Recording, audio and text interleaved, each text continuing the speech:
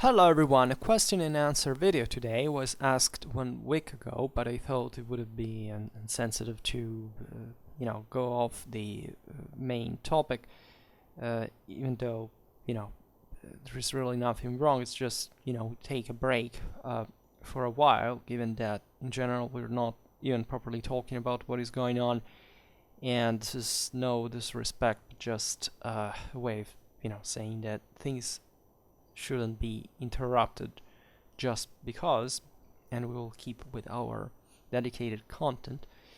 And also because this was actually a very challenging question, right? Not much because of the answer per se, but the the frame of it. Because I will simply go. This was in the comments too. I don't say the name of the person, it's out there. Hello Schwerpunkt, I recently got in a fight over whether or not the Papal State was a member of the Holy Roman Empire. My position was that Rome was the capital of the Holy Roman Empire and the Papal State was indeed a member. This was, however, denied. I would appreciate if you might elucidate on this. So, first of all, I'm very sympathetic to, questions emerging from fights, as it's literally called here, because in a way the reason why I started Schwerpunkt is when I got to the point where I posted stuff on Facebook groups, etc., or I actually had already stopped doing that from a while. I would just intervene kind of surgically to provide the best answer. This was years ago, and therefore, even if I never got in many fights myself, but I know what it's about. I know I followed them. I kind of, they make you grow. There is in this confrontational dimension of historical debate, indeed, that the best sap actually stems because really the way your own ideas are challenged is basically the only way you can improve yourself in the first place constantly. So this question is particularly, there are two questions actually. So the first one is whether the Papal States were part of the Holy Roman Empire. The second being whether Rome was the capital of the Holy Roman Empire. And the simple yet not easy one is no to both questions. But these questions are objectively difficult questions, and you can argue that there is a margin for argument here, and that's probably the reason why you got into this debate out there. So I tell immediately how I think it, so I hope that you will realize that. I know that sometimes, I don't know, maybe you hoped me to say the exact opposite, but explaining the reason, maybe that will give you an edge on also the other part, because on the opponent, let's say, because this is rarely a rarely discussed topic, right? And instead it's really crucial to understand it for a number of reasons concerning properly the essence of power, of rule in those times, right? Because generally speaking, these ideas stem to a kind of a comparison, at least, with our kind of nationalist, statalist influence view of what pre-industrial societies were. So the idea of being properly part of a domination, as if there was properly a state with borders or boundaries, at least, that could be properly drawn, and or the idea of a fixed, for example, administrative center, like a capital could be, are very modern and secular idea of seeing things. And of course here, however, in the question, you understand evidently the universal and spiritual importance of such things, so that indeed the relevance of Rome, for example, or the same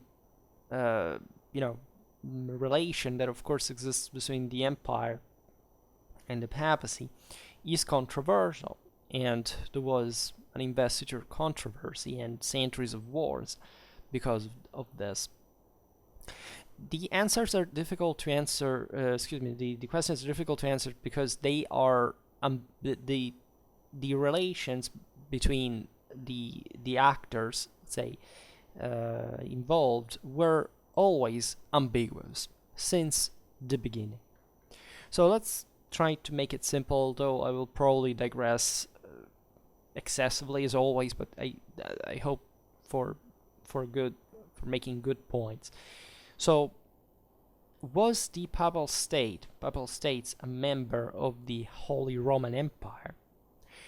The question is the Church an earthly reality? The question is no. So, the Papal States per se weren't, by definition, such a thing. The thing is complicated, however, by the fact that, of course, the papacy had, since ever, a secular power of some sort, right? The Papal States, the Patrimonium Sancti Petri, existed exactly because the Church possessed goods, right? And a lot of them, by the way. So that when we talk about Papal States in general, so we look at mostly this central Italian, in fact, domination, that, however, had other possessions scattered here and there. Think about Avignon or Benevent, right? These were enclaves into other non-contiguous powers other than the Papal States. And here we're not talking properly about the Church altogether, because of course there is here the question of Rome, with the Gregorian reforms becoming properly the center of a monarchy, that the papacy as such was not meant to be before that time, because Rome had a primacy of honor and of charity over the other churches in the world, right? And this goes beyond the 1054 schism, because the idea is that the schism occurred still within the frame of a Catholic, that is, universal church, right?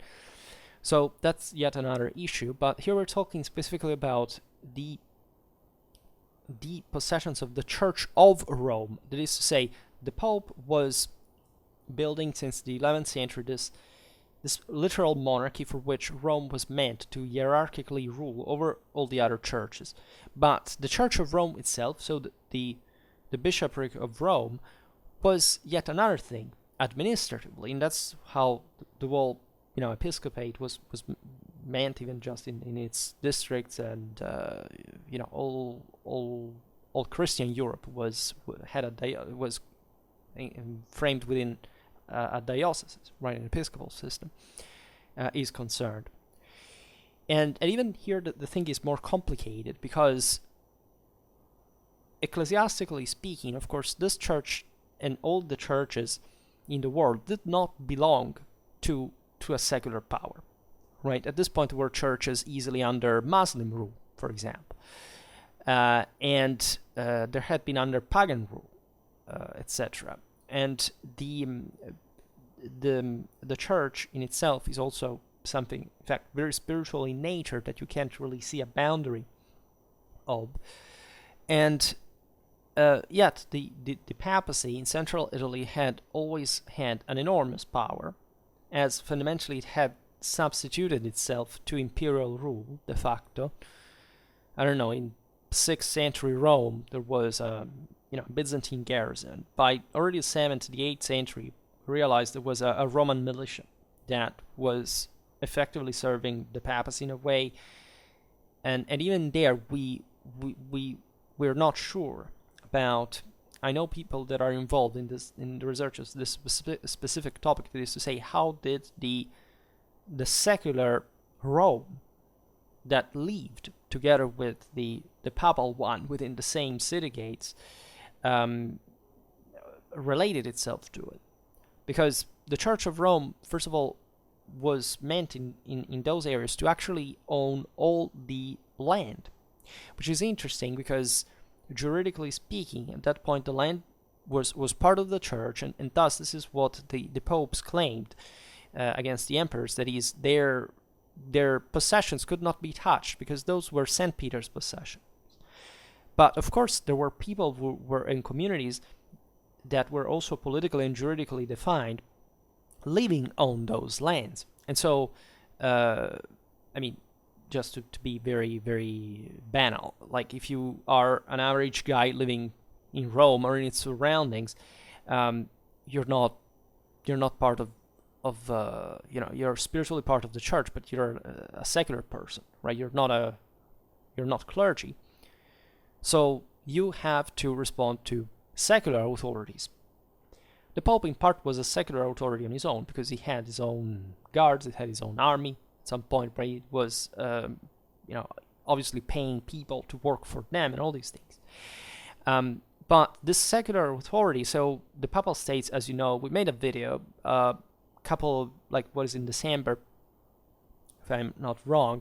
I also made a playlist known as Papal History, so if you're interested, you can go check that out. By the way, this whole thing of the relation with the Holy Roman Empire, etc., still haven't made a video about the investiture controversy. A playlist about the investiture controversy, but it's plain. If you go in the Holy Roman Empire playlist, or Papal History, or Christian History, or Medieval Christianity playlist, you find everything you need if you're interested. Because I talked about this. I talked a lot about the Renovatio Imperii, and so how, as we will see now, that this whole problem intertwined, by the way. And as I was saying before, the papacy had consolidated this power mostly in central Italy. There had been other, let's say, issues, especially with southern Italy, with Sicily, because these were areas where the papacy had always owned a lot of land. I mean, a lot of them. However, the Byzantines, and the Longobards, by the way, and eventually the Arabs in Sicily ruled these lands. So, at some point, so the church at that, like the papacy, was not a major power. So it's not that they could really rule much more beyond central Italy in the first place, which was already a challenge, telling the truth, because this Papal State was something very organically discontinuous, and part of the reason being exactly this problem, that there were banally cities, and sometimes even city-states within the Papal States, right? And so these realities were not part of the Church of Rome per se. You understand why this is important? This is the crucial discriminant, because the Papal States owned land. And just as even an emperor or a king could do, this land was very, like it was not an homogeneous landmass, right? So if, I don't know, there were some cities within the Papal States, and this had arisen as secular powers, even maybe on what the papacy claimed, as we'll see now, as being part of their land, still that community was recognized by the papacy as a secular reality that was not technically part of the church. What they would actually do most of the time was, as this was also the same imperial policy, was recognizing the local communities as, in fact, ruling, as it was the norm in common law, as it was standard in medieval times, the suzerainty on the place. But let's say they could say on behalf, which meant practically by legitimization of the Pope, which is the same thing that the emperors did, right? The whole, famously enough, Ottonian policy in Italy was just, as soon as Otto I arrived, to just reconfirm the rulers that were already there. So to say, I am the emperor, and I fundamentally am the one who can recognize this further, so that you're politically tied to me, independently from eventually the degree of autonomy that you already own. Interestingly enough, this in Italy, there was a heavily urbanized area where the bishops, right? Because Italy was fundamentally like the city had always been the center of power, always, right? It was not like in France or Germany that was this, country dimension that escaped. In many instances, the city domination. In Italy, wherever the city was, there was a rule. So this would influence even the same development of Papal States, because in that sense, the city was more evidently like a political community that was not just a land, right? And so the struggle would always revolve around that. I mean, think about even the wars that the Holy Roman Emperors fought with the Lombard League in the 12th, in the 13th century, even later on. And it was always about controlling the city, right? And in practice, aside from eventually the theoretical framework, etc., was always a struggle of factual power, right? Of strength ratio. So technically, what the papacy claimed is that their possessions could not be an earthly reality, could not be subjected to secular rule, right? But they didn't deny the fact that the people, for example, inhabiting on it, or those secular communities that were on it, could, in a sense, be also disciplined by the emperor. This is an evangelic concept as well. Give back to Caesar what is of Caesar, and give to God what is of God. This is not actually any contradiction in terms of the coexistence of divine and secular power, right? They are just two different dimensions. One is in the soul, one is in the world, in a sense. And still, what happens in the world is made by people, right? So they all have a soul, and so the problem can never be disjointed. What that evangelic passage means is that fundamentally you have always to recognize that God comes first, so the truth, the ultimate purpose, self-sacrifice, etc., are more important than anything that exists on earth, because of course is divine in nature. But this doesn't mean that you shouldn't enjoy, shouldn't engage into politics, into war, into other things, because that's actually a duty that God tasked you with in the first place. It's just that it's secondary. And so the church was saying, yes, there is an emperor, there is a world, but still there is a church that can never be commanded by anybody, right? It should cooperate with secular authorities. What you see even during the investiture controversy is that the papacy and the empire never disconfessed each other. They could say, I don't know, that Pope is heretical, or vice versa, that emperor is heretical, and disobeying, and excommunications and wars and all these things. But nobody would ever, that it was completely inconceivable that a world had to exist exclusively if there was a papacy and an empire at the same time. The struggle was about the modalities of how that had to happen. And what is in fact complex here to understand is how much the theory and the practice intertwine, and also the international reality. So, as you know, the church, since the late Roman Empire, was legalized, and even fundamentally, the emperors subcontracted to her the rule of the empire in many instances, right? In the West, this is particularly evident because the Roman Empire kind of evaporated there. And so the only institutions that remain in continuity with it, or at least, very often in the same places that were also essentially expressing the same culture of Rome, the bishops that were fundamentally all coming from senatorial families, were the de facto rulers of these centers.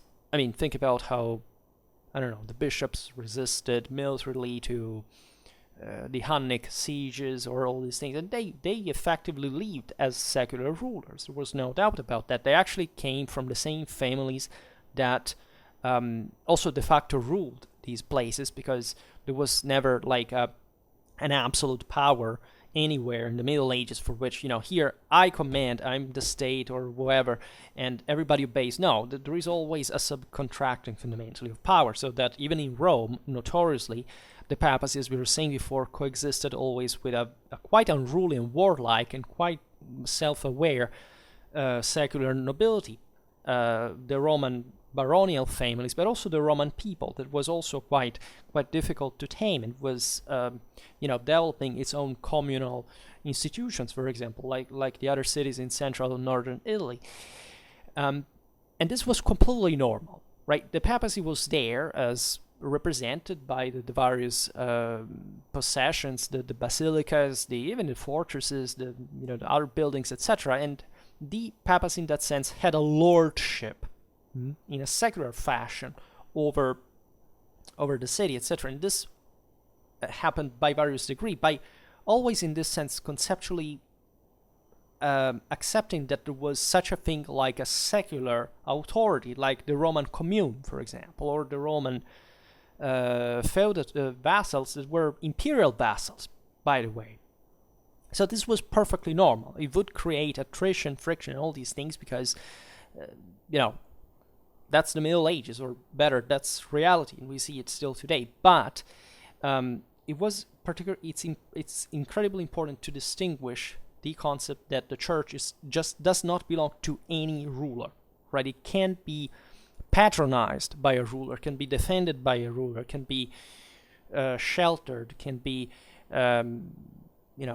even exalted by a ruler. But in this sense, the only ruler of the Papal States is the Pope, and there is nothing and nobody, and there cannot be anything else but God ruling the Papal States. This is why, and I avow this, that up to a few years ago, even though I was always very sensitive to these topics because I mostly specialize in Holy Roman Imperial history, like that's my field. I mostly study Italy and Germany. That's and where I didn't know up to a few years ago myself that the Papal States were actually not part of the Holy Roman Empire.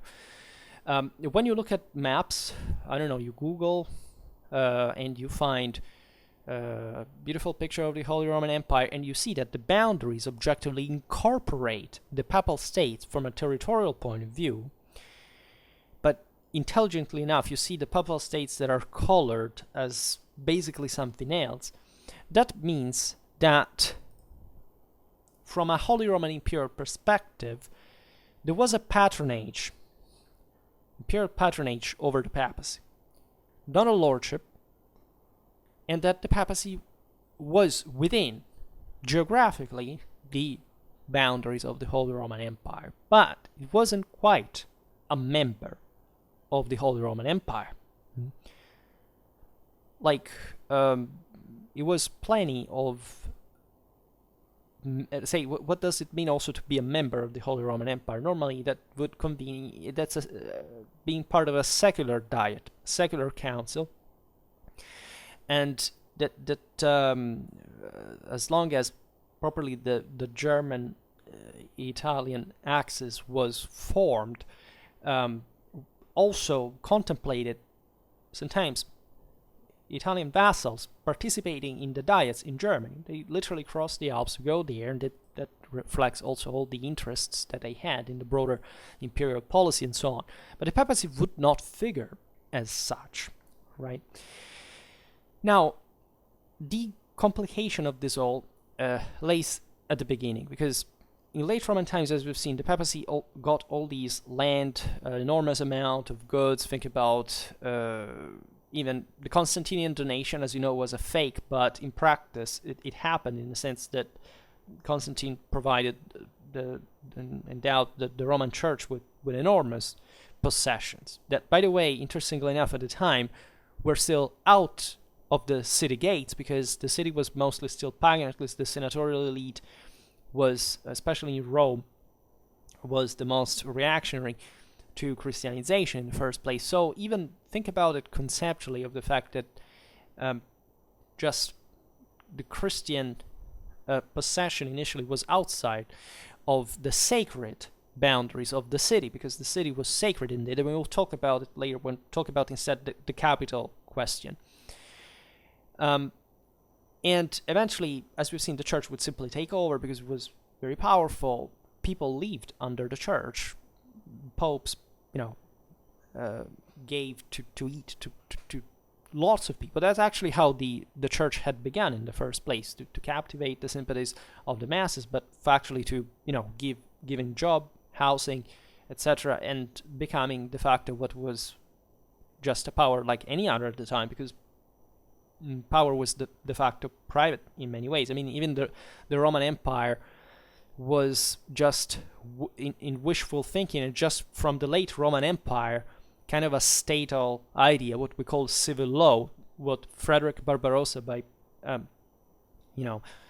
financing the Bolognese jurists in Italy, they are not surprising, wanted to recover in order to create something like in Constantinople, where the church was at least properly heavily under in terms of political balance the emperors, and like in the West it didn't happen. Fortunately, because I personally believe that the investiture controversy was one of the most deeply radical developmental factors in the history of Western civilization. I mean, if there hadn't been a pope and an emperor quarreling all the time, defining these kind of things from a secular spiritual point of view, properly Western civilization and the world would have been much less deep, substantially.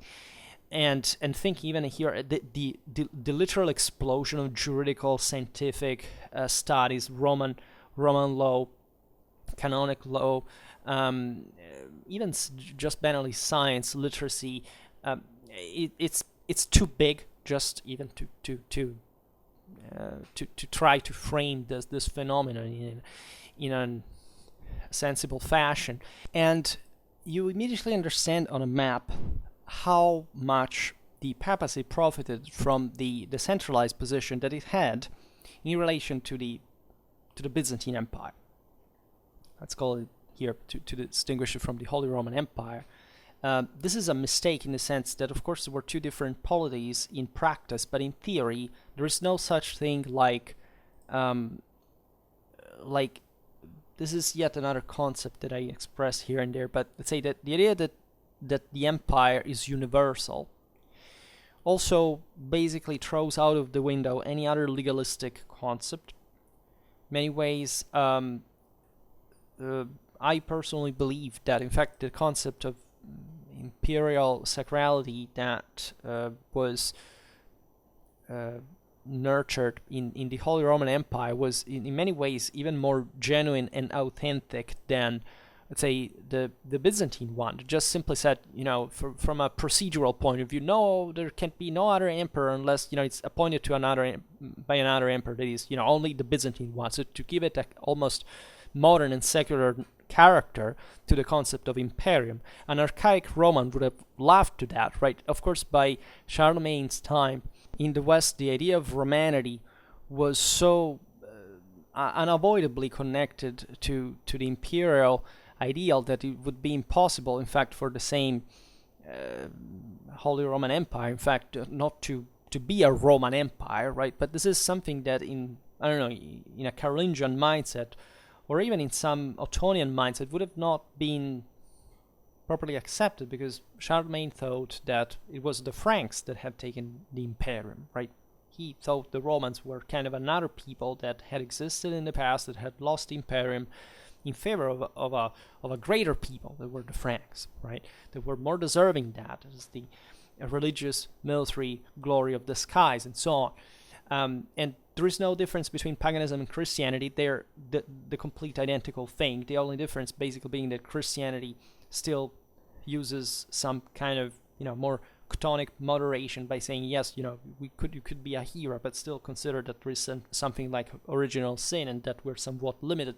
So that's yet another thing. But even the Saxons of Widukind, that was the biographer of the Ottonians, that were styling themselves for reasons of evident international prestige as Roman emperors, said, but we're actually Saxons, right? So we are the ones who earned this, right? And as you know, things are, it's not that the Saxons eventually would maintain that, or that had ever, even being capable of ruling even the entirety of Germany, for that matter.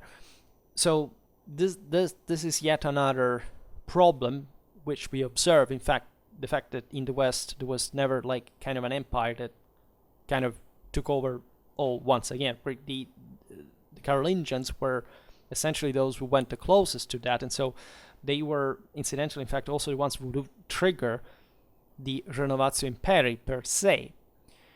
But what is crucial here is that decentralized position that the papacy had, not just in respect to Constantinople, but also to the Transalpine rulers. Because the question is, who could ever rule Italy? Like, there was never a moment historically where, the Holy Roman Emperors de facto ruled Italy, or had, and that is important for the sake also of the capital concept, because indeed Rome would have been the capital of that empire. The problem is that it never came to be. Not even Otto III was essentially the emperor who came the closest to have properly that kind of Italian empire, properly, because the whole purpose of Holy Roman Emperors was to rule the world from Rome, right, for evident reasons.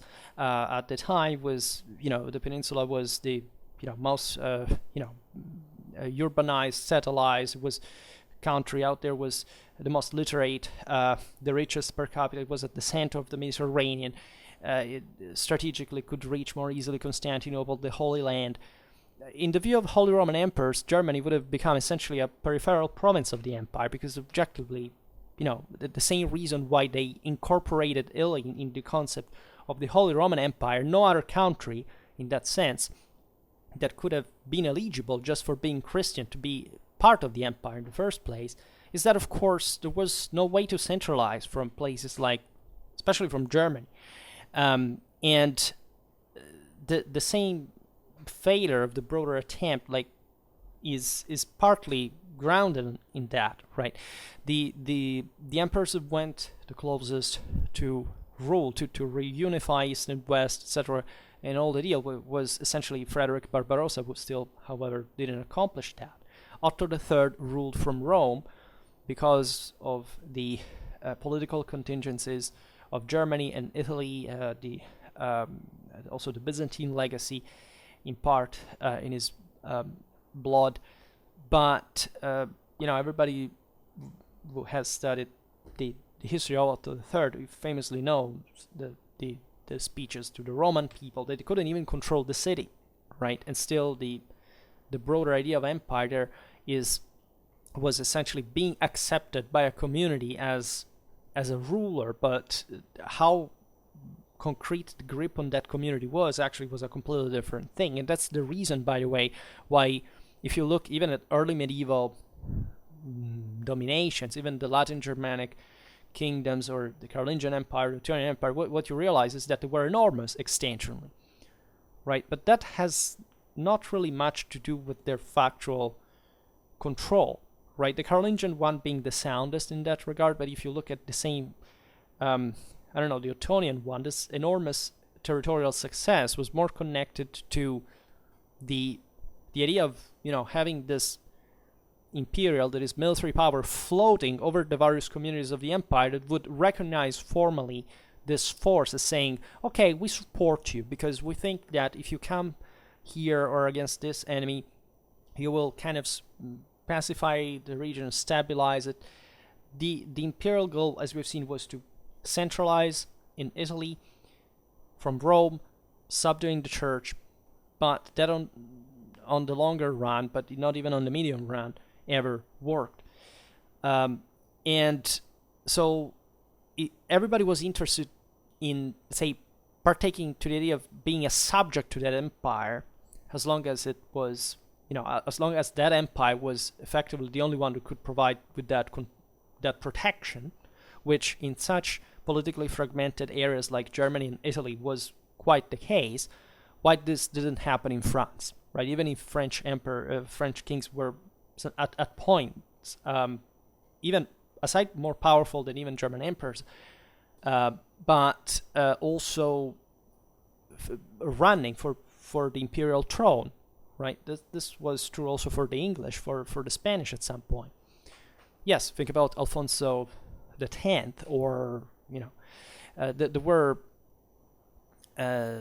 many pretendants in theory, because the idea is that still that empire was universal, was not like a German thing, even if it actually came to be that, right? But this political fluid concept is crucial to understand what factually power was really about. I mean, in France, it was obvious that the French kings would rule, because there was nobody else except the English that were still French, basically, could rule there, right? The Germans didn't even try. There were some games in Burgundy, etc., but it was simply not their interest. Italy was much better. It was politically divided, economically prosperous. What a better target than that, right? And why did German emperors did it in the first place? That's the reason, right? And in fact, what is fascinating, also to counter the 19th century nationalistic perspective of this, is that,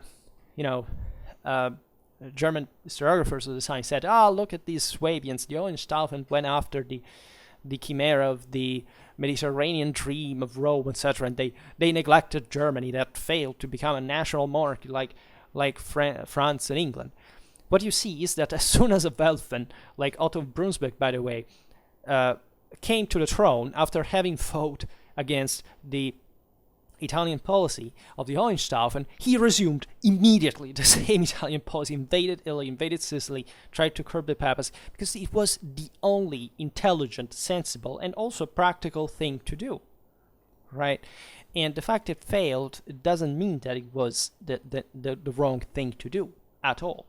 And they knew their world much better than we do, by the way. So this is crucial just to understand what we mean. Why? Because, of course, the Papal States, geographically speaking, laid at the southernmost end of the empire, and in areas that, as we've seen, were quite troublesome and difficult to control, especially since the communal phenomenon emerged. So these Italian city-states managing to put together an astonishing amount of manpower and resources of any kind to effectively side with the papacy to avoid German rule to be restored in the Italic kingdom.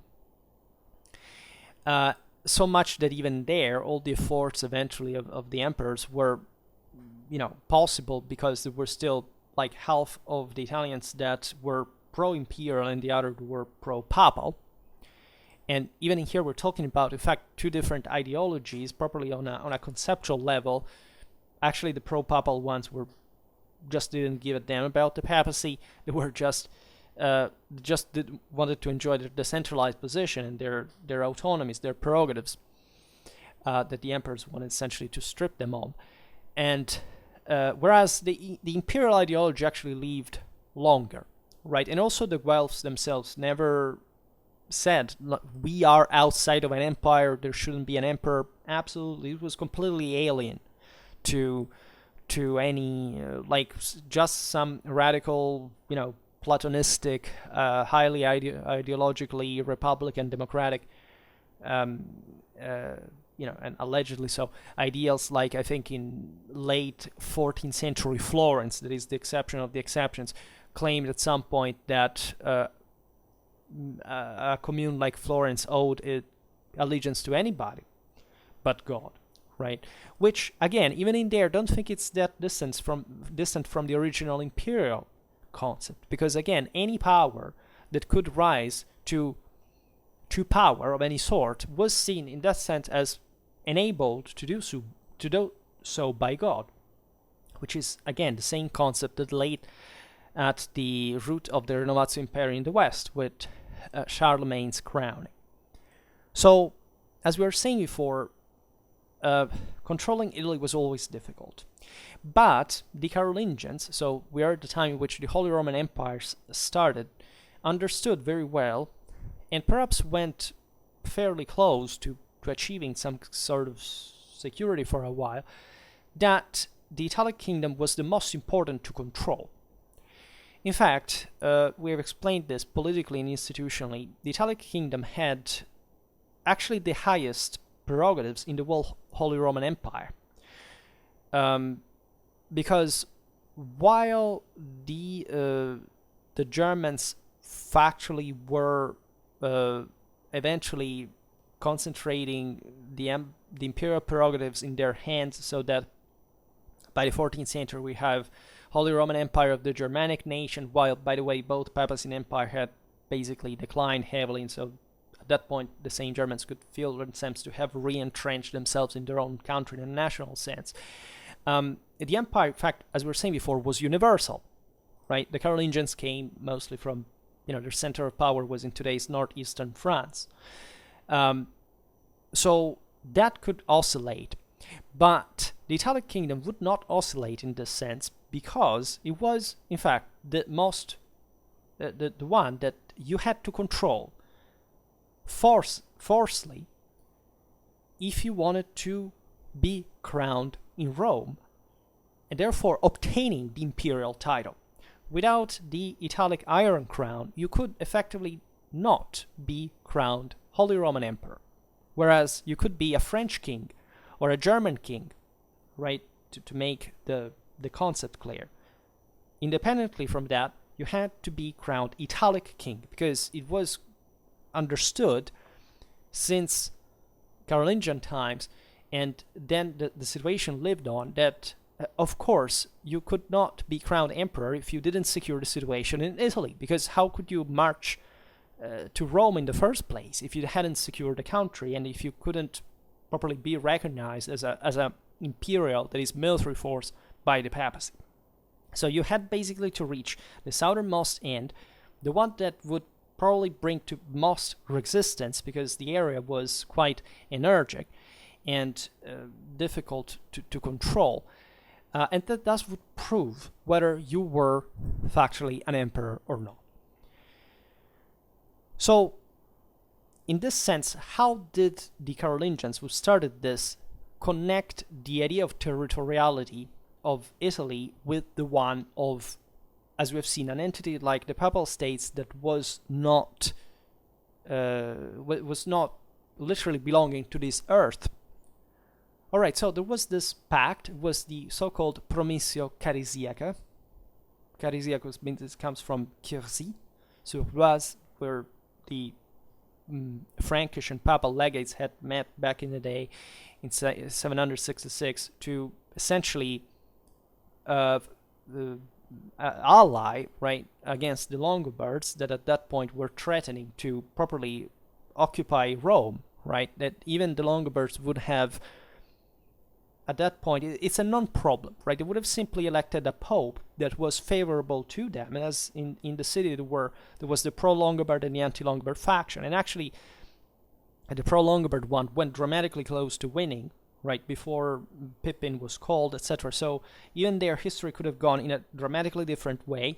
As you know, it would have just sufficed for, Charlemagne not to have had his, Carloman brother dead, not to have had properly a Carolingian empire in the first place.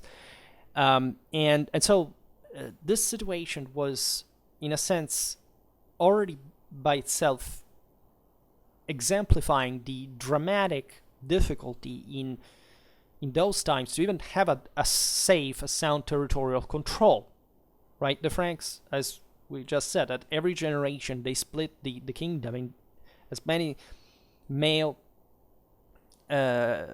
sons their father had, and thus literally fractioning the power, right?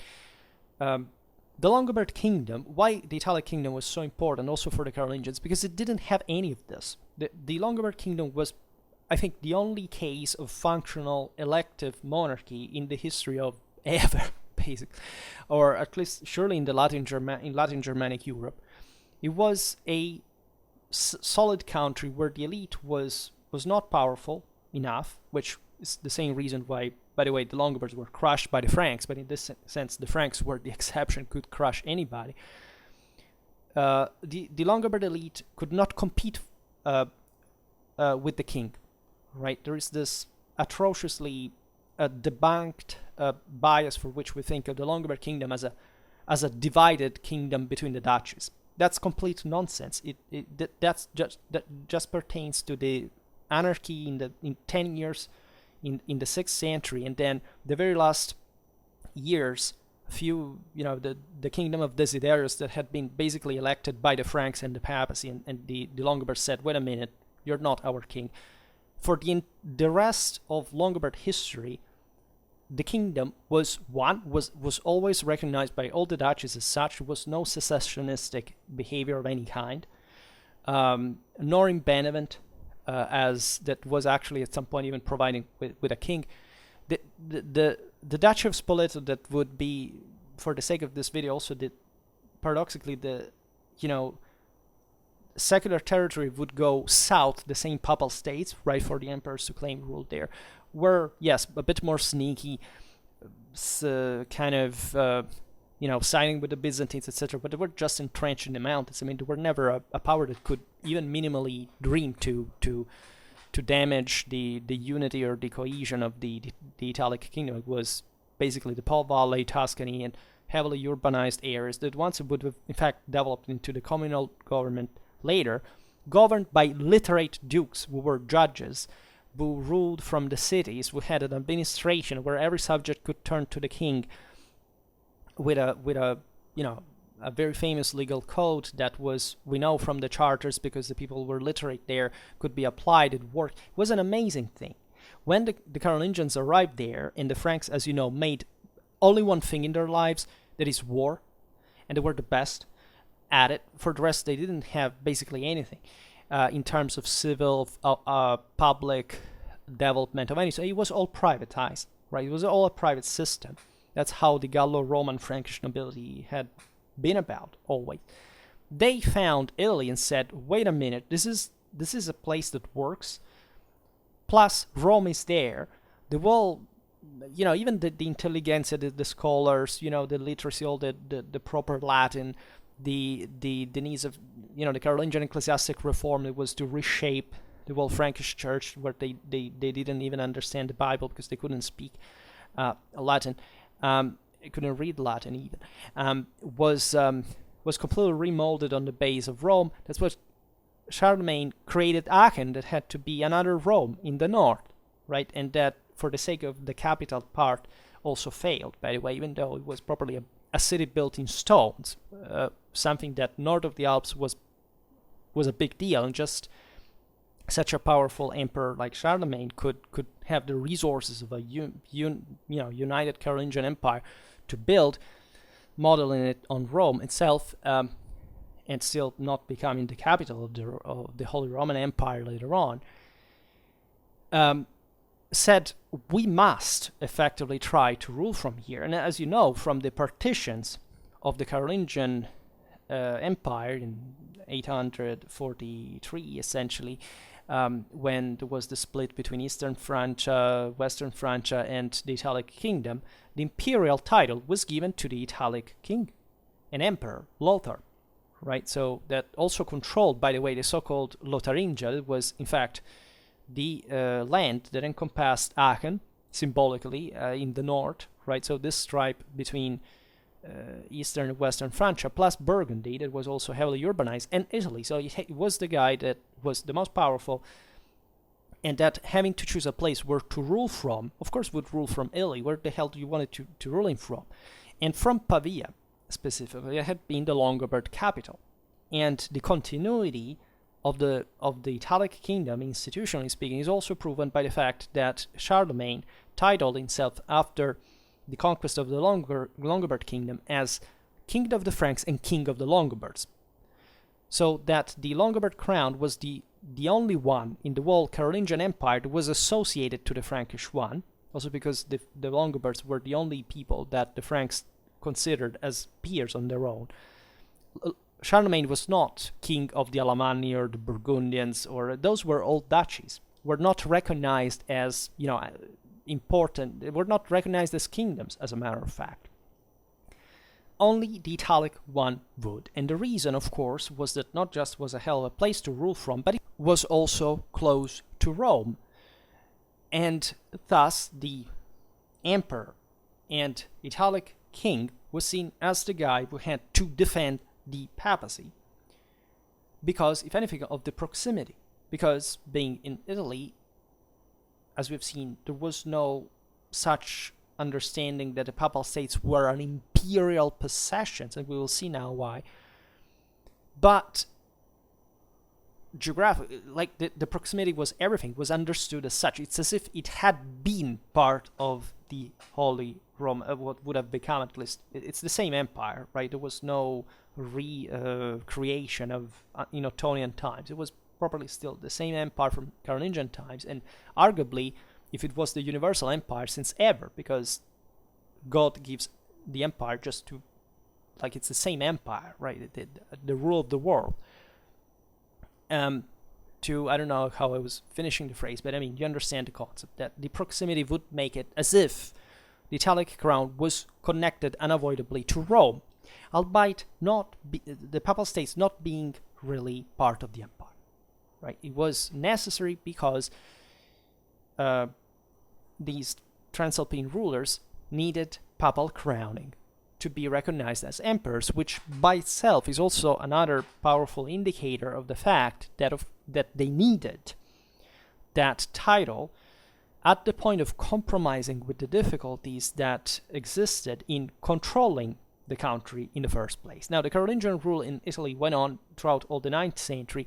It declined, basically, like in all the other post-Carolingian kingdoms, so that eventually, as you know, the Italic kingdom remained factually without a king until the Ottonians, and there was some Italic aristocrat would, had, like in between, even afterwards, seized the crown, even the imperial one, because the various Italic nobility was crowned as emperors, given the same proximity, right, of the to Rome, but it doesn't mean that they were controlling the rest of the empire, what had been the empire, right? So you understand that every single of these statements would require the accurate contextualization. That's why I made an entire, load of videos on these topics. There is stuff in the Carolingian history playlist as well that talks about that. But these concepts are of core importance to answer the question. Now, what did the aforementioned Promissio Carisiaca had establish? So, the Promissio Carisiaca was essentially this alliance between the papacy and the Franks. The two areas that had not really began at that point to like each other. Rome and the French Church had always had a very, very close connection. This was just revived, as most things Carolingian, it dated back to Merovingian times. And what was defined there was essentially also dividing the spoils of the Longobard kingdom that should have been crushed, or at least, yes, as it would, by the way. The Franks launched a couple of invasions, then effectively under Charlemagne properly conquered the kingdom. So at that point, what the emperors had, these were promises in this alliance, right? That of course were not, like, not even today diplomacy is, okay, let's make this agreement and then reality will show that happening. No. At that point, the Franks had basically promised the papacy, in exchange for recognizing, for obtaining the imperial title, basically the rule, and this is no joke because both of them took the thing very seriously from now on, the entire Italy, right? Aside from certain parts of the north, like from the Luni-Monselice line, so from Liguria to the Venetian area, down south up to the Messina Strait, this land would have had properly to be ruled by the popes, and the rest by the Carolingians. This Promissio Carisiaca never came into, like, it was actually renewed. The same Charlemagne renewed it on the Tomb of St. Peter, together with the popes in Rome, and made it sacred. Eventually it was revived under Louis the Pious. These were times in which even the imperial connection to the Italic crown had not yet been established, right? Even there, it was, as far as I remember, it was never formalized, right? It's a bit like the German one. Like, there was no moment, right, in which these mechanisms institutionally said, okay, from now on we will do like this. They simply came to happen. It simply came to happen as a practical question that the Italic crown would be connected to the papal crown. Simply because, as we were saying before, if you don't enter in Italy with an army, you can't obtain that. So it was obvious to anyone. The same German connection to the imperial crown was, at some point, was actually not deliberated. Like, the German princes thought that it was a prerogative of theirs because they said, we have recreated the empire, but they could offer it to a Spanish ruler, to an English ruler, as it happened, and still not leading to anything, because of course even ruling Germany in the first place was a mess, as we've seen many times, especially like always, but especially from the 13th century onwards. And paradoxically, in the moment in which this idea of, that the empire was just like a German thing was crystallized institutionally, internationally. So you understand how complicated this thing is at the same time. But the Promissio Carisiaca was essentially, and this is interesting even in a Roman legacy perspective, like the demand of the papacy to effectively rule all over what had been the Italia Suburbicaria, that is essentially what had pertained in a metropolitic sense to Rome, to the diocese of Rome, and so to the popes as bishops of the city, as far as ecclesiastical administration was concerned. So yes, the Franks and the popes basically established this at some point, and from that moment onwards, nobody effectively was ever able to carry this out, because of course the papacy never ruled all over central and southern Italy. But let's say in the broader political, balance, struggle, negotiation, whatever, of the papacy and the empire within the boundaries of this thing, of the Holy Roman Empire, that again, even in here, nobody had ever established what the boundaries of the Holy Roman Empire were. So that you can see on a map on the internet, oh, look, here the boundary stops, at Poland, at France, at southern Italy, at Denmark, etc.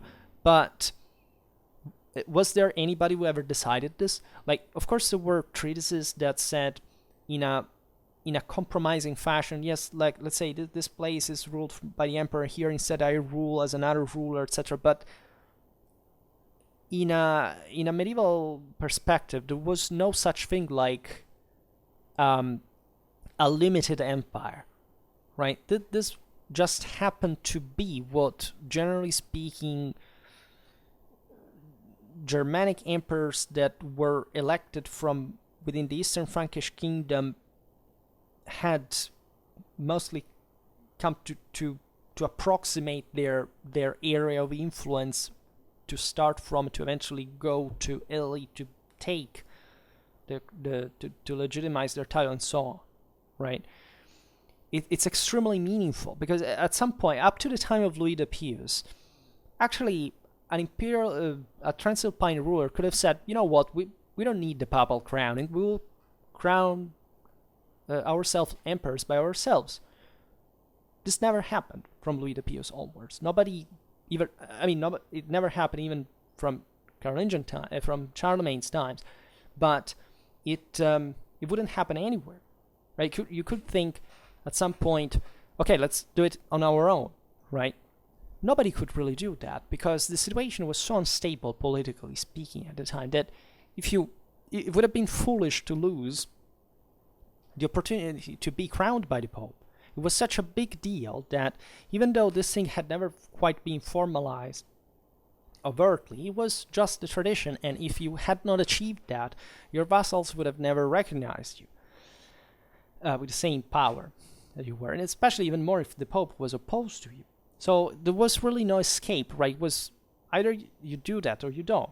If you're not powerful enough to launch the Italian expedition, it means that you're a weak ruler in Germany in the first place. And so this broader tension and struggle never ended, because there was never a moment of stasis, right? It's just from, the 14th century, the contraction of Western, let's say, of Eurasian powers because of the plague and all the crises and so on, that states began to become more similar to the modern ones, so that they began to be more restricted to their national boundaries, and so also the whole international situation was kind of more mechanized.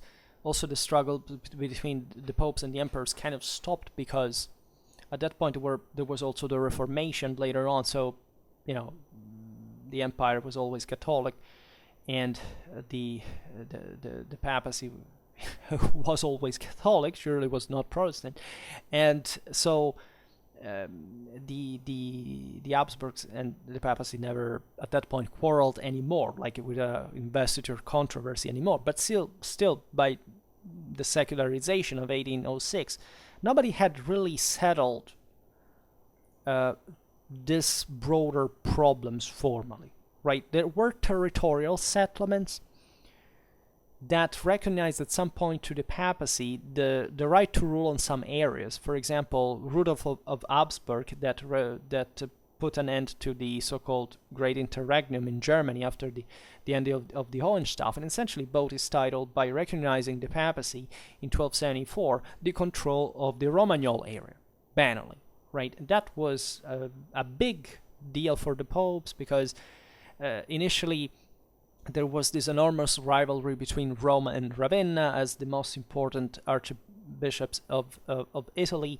They were conflictual with one another. They kind of still bore the traces of the conflict between Papal Rome and the Byzantine Exarchate. So all these issues that had sedimented across these frontiers, enormous political and juridical issues, right? There were the Matildic legacy, for example, that had been left to the papacy, but the emperors claimed rule on, because they still fell in territories that historically had not fallen into the papacy, that even according into the papal territory, albeit they were actually across even the line that the Promissio Carisiaca had made. So you understand how messy the situation was. Because of course, when emperors descended to Italy, their main deal was to secure the area, right? And the popes also they renounced gradually to such a north line like the one of the Promissio Carisiaca was, but still there were areas that were considered contested in central northern Italy between the papacy and the empire. And there were, as we've seen, also imperial allies within the same Papal States. The Guelph-Ghibelline struggle was something that went on all across the Papal States as well, like in any other place. So, again, it's extremely complicated to assess what, even politically or territorially, the boundaries were. Like, they would have not even cared more than much, right? Because it's the same concrete idea of power, of empire, of the imperium that makes these things surpassed. How powerful are you? Can you tame the popes? Good for you. You can't. I'm sorry. So, who does decide this? God. So, it doesn't even matter to define things. Of course, the popes were trying to maintain their prerogatives in their own land. The emperors were doing the thing in their own. And of course, coming back to your question, the emperors would generally see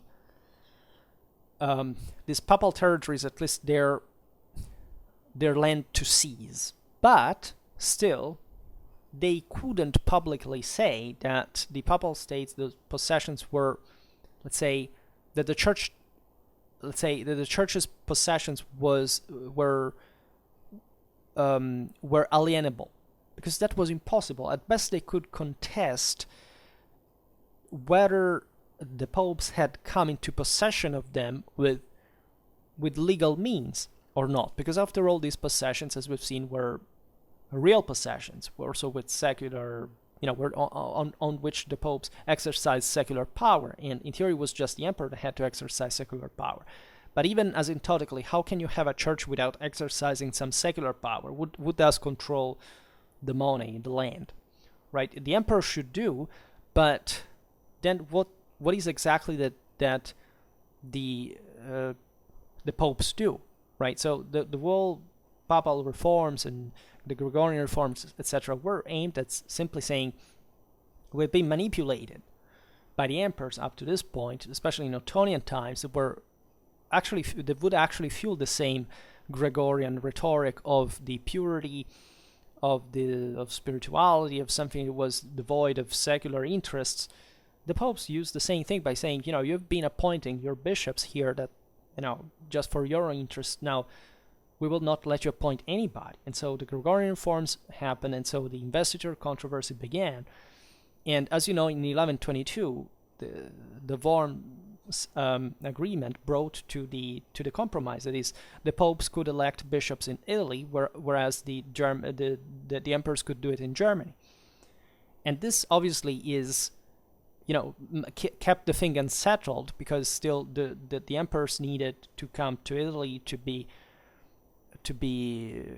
crowned emperors, and sometimes they would need to even elect their anti-popes for doing that if they were opposed to the church. And so it was always an enormous struggle, because in the meanwhile, these were the centuries of reactivation of secular power in general. Everywhere, states were becoming more powerful, so obviously the emperors wanted to revive the German rule in Italy, and the popes and the Italian communes were stronger in turn as well to oppose themselves in arms, and so all the clashes that we know. So in a way, your question whether the Papal States were a member, from a theoretical, institutional point of view, the answer is no, right? In practice, the emperors would have liked to obtain that. So what we look in the historical reality is that the Papal States never became kind of a member, because they couldn't be theoretically, because that's the church property, and the church that is not submitted to anybody in the first place. But secondly, because starting from the 12th, 13th century, 14th century, the Papal States were effectively independent, also from a factual point of view, because they were just like another Italian state largely. And even if Central and Northern Italy were at large imperial territory, still there was no German domination. The locals the secular powers, however, still recognized imperial power, because it was their own interest to be legitimized by the emperor. And this meant, by the way, the emperors getting money by these states to have them recognized with feudal titles, right? And so we also made videos about the imperial expeditions in Italy, how much they contracted and how much they were effectively just depending on Italian policy at that point on their own. So this is crucial, because ever since it was never like a further recognition of some people say that it was the Peace of Venice in 1177 that brought to the independence of the Papal States, but this is not really true. 1177 is just 1 year after the German defeat at Legnano, where the Lombard League essentially made any other plans of imperial invasion aborted, and there eventually in 1183 at Constance their prerogatives were recognized by the emperor. 1177 was this peace between the papacy and the empire, but still all those, so it could be seen as a watershed, because that was the first big affirmation of a local power to essentially dictate the terms to imperial invaders at that point. But they like the actual prerogatives, all the ambiguities, the territorial issues, the juridical questions were left unsettled. It was just an ambiguous, right? So that date is not really even that big of a watershed from the theoretical point of view, right? So this is actually the answer to why the Papal State was not really a member of the Holy Roman Empire. Like there was not, for example, a papal representative in an imperial diet, right? There were maybe papal representatives in the sense of the legates or things like these, but they were not princes of the empire. Because again, the Papal State was on its own, was a St. Peter's power. And St. Peter is the church. And the church, as Jesus shows, doesn't even see imperial authority within its own realm, right? And which is superior, by the way, to the imperial one properly, because it's God's, right? It's not man's. And so, reflecting that, this is extremely important as a concept. Speaking of the concept of the capital, so the easy answer here, at least the simple answer again, is that there was no such thing like a capital in most pre-modern realities, right? In medieval times, you look at London, for example, was an ancient capital, much before Paris, even though France was already a bigger thing than England, and most courts, in fact, were really itinerating, right? Even what was the Habsburgic capital? Well, Vienna was the most important city, but it's not until the late 16th or even later century that you can't claim like this is like a capital. What is a capital, right? Is it administrative center? Is it like saying, because before nation states, there is no such thing like a uniform rule of any sort, right? Every community is a thing on its own. The emperor there was a universal power hosted fundamentally into a commune like Vienna could be. This is the view. So if the emperor wanted to pass to another side, because to another city, he could do it, and he would do it. It was quite typical. This gets at the root of the concept of empire, because the concept of empire is essentially being obeyed without even having to unseat your sword, right? Because you're so great and so virtuous and so heroic that you will rule the world just by wanting that. So you're a man just, in that your connection with God, of which the church wanted to be the medium of, and so that's the issue too. But as we've seen, that had been won by the church too. And it was an important measure of control, because still was not an absolute power. Right? You can argue that even part of the reason why some powers crystallized in nature, think about the Byzantine one and eventually, was that it was too autocratic in nature. Instead, the idea of consensual government was nurtured in Latin Germanic Europe much earlier than in many other places. That's what brought to, in many ways, to the superiority also of Western civilization at some point. And so capitals didn't quite exist. For example, Germany didn't really have a capital. Normally, holy cities, so you would argue Rome, in this sense, could be the top, right, authoritatively. And so in this sense, I agree that you could say that the most important city in the Holy Roman Empire was Rome, without any doubt. Rome fell to 30,000 inhabitants by the early 14th century, but, easily by the 11th was the most important and largest city in Western Europe, and there is no doubt. I mean, even just the connections of the Roman Church in late Rome and early medieval times, think about the evangelization of Europe. Like they wrote from England, from Germany, every single thing had to be controlled from Rome. Every single word, every single letter had to be checked. Any missionary activity was controlled from there. Rome enjoyed an enormous moral prestige since ever. Rome was the center of the world, was the holiest of cities, had all the imperial tradition, all the saint tradition. St. Peter's and St. Paul were killed there.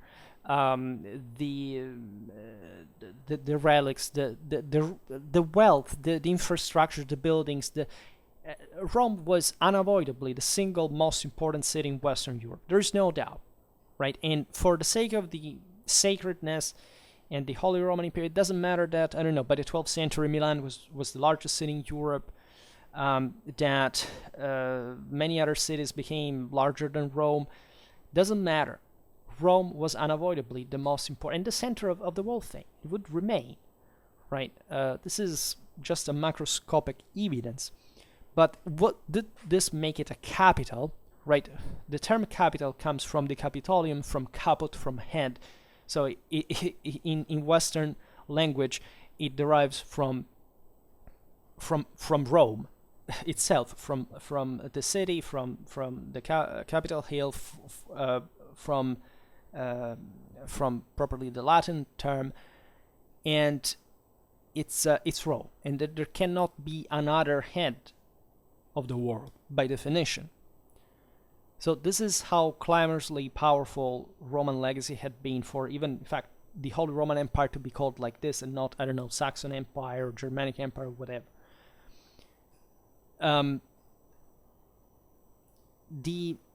In Germany, for example, the most important cities were definitely the ones of Roman foundation, and that were incidentally also the most important from a ecclesiastical point of view. The three great electors of the empire were Cologne, Mainz, and Trier. Roman cities that also properly symbolize. Cologne represented properly the Italian connection, Trier the French one, and Mainz was the German one. So and Cologne was naturally the most important. The crownings mostly took place, as you know, in these cities. Aachen was a minor city, but it was still loaded in the idea of that had been founded by Charlemagne, that the whole relics, the throne of Charlemagne, and so on. And in fact, that's where normally the title of King of the Romans was given in Aachen, but still. Frankfurt or other centers could be the seat of it. That also because mostly these elections, as you know, were contested. Half of Germany voted for one guy, the other half for others. That's also why the electors were eventually institutionalized in an odd number, and so on. But in this sense, was there a capital? Was there a need to even call one? No, right? Because fundamentally, the German rulers were ruling mostly from their private assets, as it had been normal north of the Alps. And so different cities were the seats, again, of the different dynasties that in turn could be elected as emperors, but this wouldn't make their places like the capital of the empire, right? Like Vienna, did it have really an imperial nature in itself? No, it happened to be an Habsburgic possession, and the most important one, but in itself there was no factual tradition to that. It was at the time also, of course, it was mostly the relics, the sanctity of the places that really mattered. And this is true, especially that's why modern capitals, appeared, in fact, in a modern times where things were much more secularized. But in early medieval times, people literally believed that a sacred place emanated literally some supernatural power. So that literally you wanted to rule from these places, you needed to go die in this place. I mean, think about all the Anglo-Saxon nobility. What do? They make testament, they make a pilgrimage to Rome, they arrived there and died, right? This is the story of all these people. Rome, as you know, it had the Anglo-Saxon quarter, the Frankish quarter, the Lombard quarter. It was literally the center of the world, and most specifically Western Europe. There were lots of Greeks and Syrians, especially after the iconoclast persecutions in the Byzantine Empire. So there was a high culture. There was especially in early medieval times, a great knowledge of Greek there, almost like it was a bilingual city. It had the best Latin tradition. It had the best even just evidence. Think about paleographically, etc. But literally, it was unavoidably the most important city. But was this a capital in the sense that somebody managed at least to rule from there? this is difficult to tell. Of course, a Roman emperor, by definition, has to control Rome.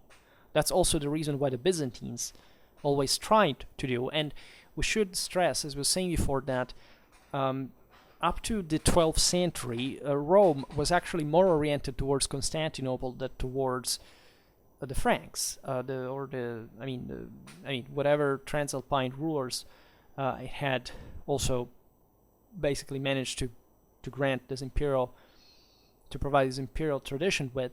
And of course they were using both at the same time, and the empire was considered to be properly one. And still with the Gregorian reforms, this thing was ever more exalted, because as you know, the popes began to claim that they had even a higher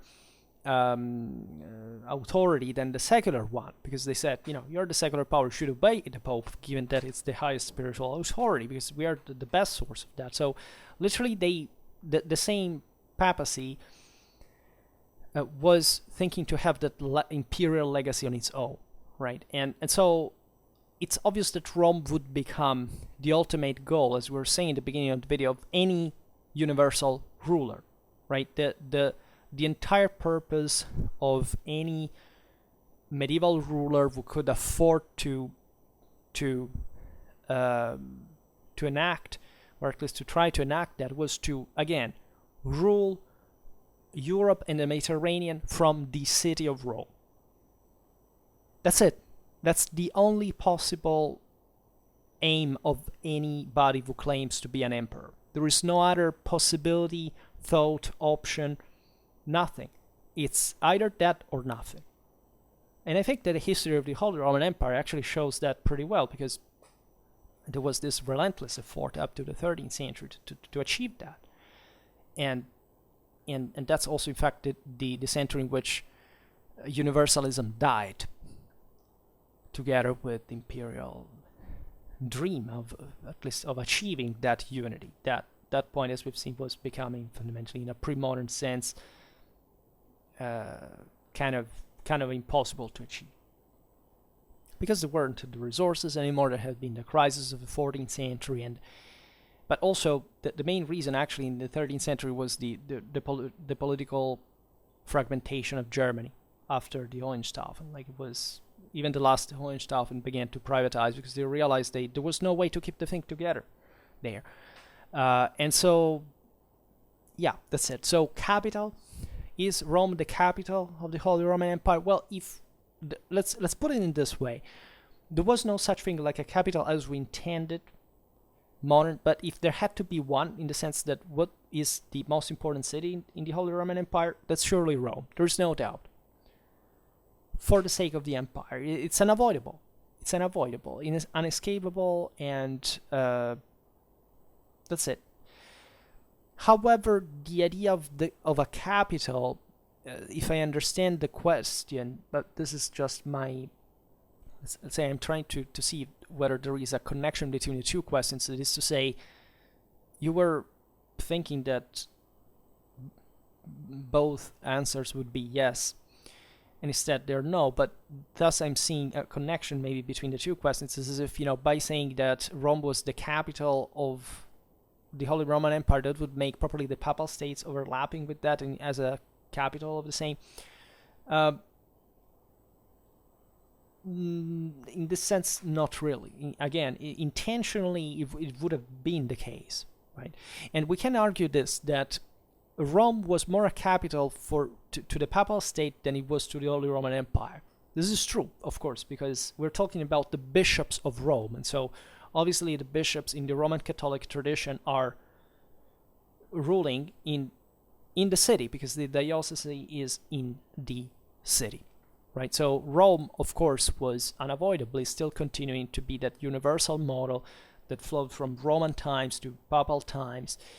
And that should, I think, in the West also still account for that, frankly, because you can't find really any other city in the globe, for that matter, that collects even comparably by scale the same magnitude of historical legacy, and that is essentially concentrated in this universal, imperial, and ecclesiological sense.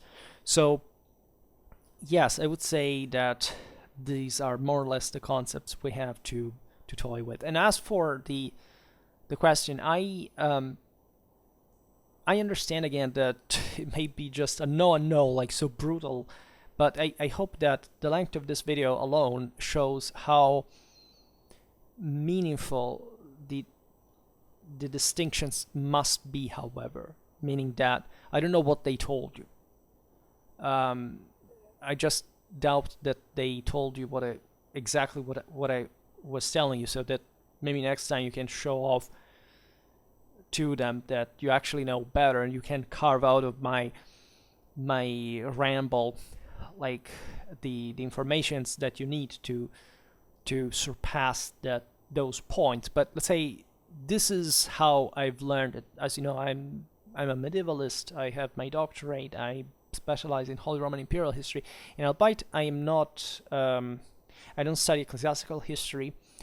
I'm not even particularly a specialist on the concept of empire, but at least I studied it mostly from a religious point of view. I mean, starting from pagan times to Christian times. I think that I understand somewhat better than maybe some experts in law or institutions, etc., what the empire was about, right? Because again, probably a way more competent medievalist in these topics than I am would make you the endless list of all the enormous amount, which I'm aware exists, of in fact the debates and the claims that both empire and papacy did around these things. But just by themselves, those as well show you how ambiguous actually the thing was, right? So how you can't really, like, again, the simple answer is no and no, but the proper answer is something much longer, right? So it's a no and no, but still meaning kind of, it depends on what you mean, right? Can there be a ground for a yes and a yes? Well, let's say that if you consider the Papal States as eventually falling into the Western Empire, kind of yes, I would say, meaning that, for example, pick the Kingdom of Sicily. The Kingdom of Sicily was not part of the empire, like Venice, for example, was not part of the empire. More than else, they had never been respectively, because the Kingdom of Sicily was a papal vassal. Think about it, and Venice was technically evolving from within the Byzantine Empire. It didn't quite recognize fully imperial rule. In fact, there are very interesting studies on this, especially I know the Venetian ones that look properly at when Venice expanded in the Italian hinterland in the 15th century, that those were imperial territories, and Venice was not an imperial polity. So technically, the Venetians were just usurpers from an imperial point of view. And so that tells you also how modern and secular Europe had already become in many ways. And yes, so especially from the 12th to 13th century onwards, right? Saying that the Papal States was a part of the broader Western mechanism. Yes, it was something that maybe, in fact, it was not even maybe pertaining properly to the Holy Roman Empire, but it's obvious that the connection between the papal crowning and imperial authority were connecting, let's say, the Papal States to the Holy Roman Empire in a way that even if the Church claimed to be independent and just ruled by God, of course they were kind of within the empire. But still, again, consider that they managed essentially to stay out factually of it since the 11th century onwards, and that basically it's only under the Ottonians that Rome was formally and factually controlled by the emperors, and more like they tried to, because the city was in perennial turmoil. And as for the capital, you can say instead more easily yes, because still, yes, I mean, it's obvious that by honor and sacrality, holiness, Rome was the capital in the sense of the most important city in the empire, and for the sake of the empire. So yes, I would say that this may be an interpretation if you really want to say that, but always considering again that the concept of capital is pretty vague, and also in this sense, like, was Rome, this is yet another thing we haven't discussed, like, was Rome endowed with a specific like,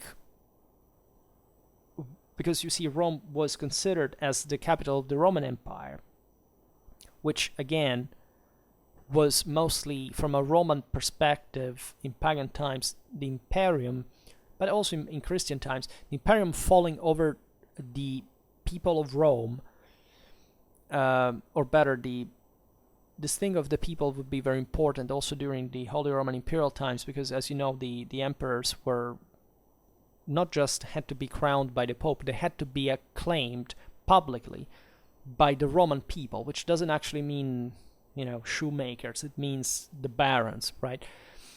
But of course, in Roman times, there was the whole thing of the Senate, of the patres, that were the heroes of the situation, that had won the glory in the Indo-European guys, that they ruled the world, they were destined to rule the world, and so it had happened that those men in the sacred circle of Rome as a city, how it had been traced by Romulus, had spread the empire, had made of the rest of the world a copy of Rome. And so you can argue that in Roman history there is a deep centrality of Rome at the point of view of making it overlapping with a capital from which effectively, the Romans ruled up to late in time. The fact that Milan and Ravenna became administrative capitals, a bit like Constantinople, because the empire was one, right? It was not divided between East and West in that sense, nor even the Roman Empire was literally divided between East and West. They were just administrative repartitions. The empire was always only one, right? But it was a matter of who owned it. So even the concept of sacrality of a place is relative, but I would say in the case of Rome, specifically, the sacredness of the place was continuously recognized as to be a center of aeroration of power, at least as far as the Roman Empire was functionally ruling from there. So that, of course, even when Ravenna was the capital, for example, of course, Rome was still the capital, and everybody recognized it as such. Just they knew that the court, the administration were in Ravenna, but Rome was unavoidably, as we were saying before, the only possible center in globe. What happened later, so when you have the Franks, the Saxons, etc., that eventually taking the empire is more interesting, because it was evident that from a military point of view, the empire was not in Italy anymore, or at least, it was as long as somebody ruled from there as well. And so, in that regard, it's as if there had been a split where Rome, as a papal capital, became essentially the spiritual capital of the empire. In that sense, yes, you can call it better, but administratively speaking or politically speaking, I wouldn't call it like that. Or maybe politically from this universalistic, totalizing spiritual point of view, right? So Rome was Rome, but still late Roman writers said, and they operated this distinction as Christians, that Rome was just earth, right? They knew that Rome would disappear physically at the end of times, while the church wouldn't. So this was the concept, that in theory, even Rome could be wiped out, and at that point it would have been the greatest tragedy in the history of mankind, easily. But I mean, if Rome had been destroyed ever. But in that sense, the church would have lived on. And so the empire would have. So on the base of this, you can say in a radical fashion that there was not even literally a physical seat of of a universal power like the empire or the church. It could be everywhere had things changed in maybe such a dramatic fashion. So that explains you better perhaps why the concept of capital doesn't apply here, because the imperium is your faculty to rule, and the church is within us. So wherever you are, in a sense, if you achieve these things, here's those things are. It's obvious that in the world, eventually, Rome came to symbolize that, and more, because the holiness of the places was in a times where still there were not nuclear weapons that could wipe out entire places, but still, destructions had occurred even in the same Rome. It was evident that Rome was overloaded with those symbols, those relics, those vestiges, those riches, those those symbols of universal power that could not be eliminated. Whereas it's very difficult indeed to find another city in the empire that had the same, that could even approach the same value. Which one would it be? Like, there is not easily, right? No other place can minimally compare, but especially it couldn't, because there would be no reason for them. Nobody ever claimed that.